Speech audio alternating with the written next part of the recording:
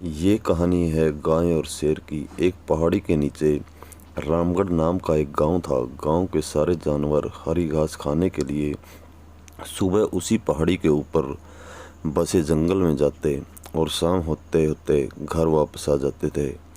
हर दिन की तरह लक्ष्मी नाम की एक गाय अन्य गायों के साथ उसी पहाड़ी के जंगल में घास खाने के लिए गई थी।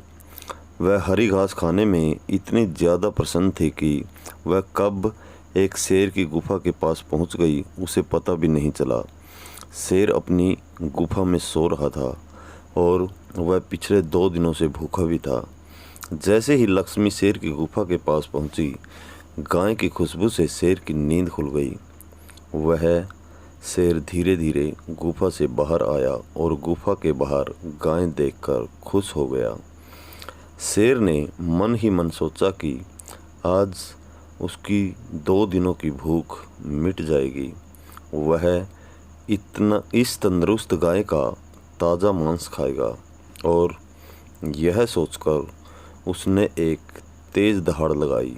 लक्ष्मी शेर की दहाड़ सुनकर डर जाती है। जब वह अपने आसपास देखती है तो वहाँ दूर दूर तक उसको कोई भी दूसरी गाय नहीं दिखी। जब वह हिम्मत करके पीछे मुड़ी तो उसने सामने शेर खड़ा हुआ दिखाई दिया। उस शेर ने लक्ष्मी को देखकर फिर से दहाड़ लगाई और लक्ष्मी से कहा, मुझे 2 दिन से कोई शिकार नहीं मिल रहा था। मैं भूखा था। शायद इसीलिए भगवान ने मेरा पेट भरने के लिए तुझे मेरे यहाँ पर भेजा है। आज मैं तुझे खाकर अपनी भूख मिटा लूँगा। शेर की बात सुनकर लक्ष्मी डर जाती है। वह रोते हुए शेर से कहती है, मुझे जाने दो, मुझे मत खाओ। मेरा एक छोटा बच्चा है जो अभी सिर्फ मेरा ही दूध पीता है और उसे घास खाना अभी तक नहीं आया है। लक्ष्मी की बात सुनकर शेर हंसते हुए कहता है, तो क्या मैं अपने हाथ में आए शिकार को ऐसे ही जाने दूं? मैं तो आज तुझे खाकर अपनी 2 दिनों की भूख मिटाऊंगा। शेर के ऐसा कहने पर लक्ष्मी उसके सामने रोने लगी और विनती करते हुए कहती है कि आज मुझे जाने दो। मैं आज अपने बछड़े को आखिरी बार दूध पिला दूंगी और उसे बहुत सारा प्यार करके कल सुबह होते ही तुम्हारे पास आ जाऊंगी। फिर तुम मुझे खा लेना और अपना भूखा पेट भर लेना। शेर लक्ष्मी की यह बात मान जाता है और धमकी देते हुए कहता है कि अगर कल तू नहीं आई तो मैं तेरे गांव आऊँगा, फिर तुझे और तेरे बेटे दोनों को खा जाऊँगा। लक्ष्मी शेर की यह बात सुनकर खुश हो जाती है और शेर को अपना वचन देकर गांव वापस चली जाती है। वहाँ से वह सीधे अपने बछड़े के पास जाती है, उसे दूध पिलाती है और बहुत सारा प्यार करती है।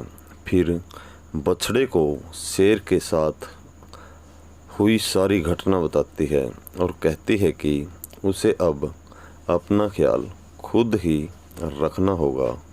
वह कल सुबह होते ही अपना वचन पूरा करने के लिए शेर के पास चली जाएगी। अपनी माँ की बातें सुनकर बछड़ा रोने लगता है। दूसरे दिन सुबह होते ही लक्ष्मी जंगल की तरफ निकल जाती है और शेर की गुफा के सामने पहुंचकर शेर से कहती है, अपने वचन के अनुसार मैं तुम्हारे पास आ गई हूँ, अब तुम मुझे खा सकते हो। गाय की आवाज़ सुनकर शेर अपनी गुफा से बाहर निकलकर आता है और भगवान के अवतार में प्रकट होते हैं। वह लक्ष्मी से कहते हैं, मैं तो बस तुम्हारी परीक्षा ले रहा था। तुम अपने वचन की पक्की हो, मैं इससे बहुत प्रसन्न हुआ। तुम अब अपने घर और बछड़े के पास वापस जा सकती हो। इसके बाद वे उस गाय को गौ माता होने का वरदान भी देते हैं और उसी दिन के बाद से सभी गायों को गौ माता कहना शुरू कर देते हैं। कहानी से सीख यह मिलती है, हमें जान की बाजी लगाते हुए भी अपने दिए हुए वचन को पूरा करना चाहिए। यही हमारे दृढ़ व्यक्तित्व को दर्शाता है। दोस्तों, अगर ये कहानी आपको पसंद आई हो तो आपसे अनुरोध है कि चैनल को सब्सक्राइब करें, बेल आइकन को प्रेस करें और शेयर करना न भूलें।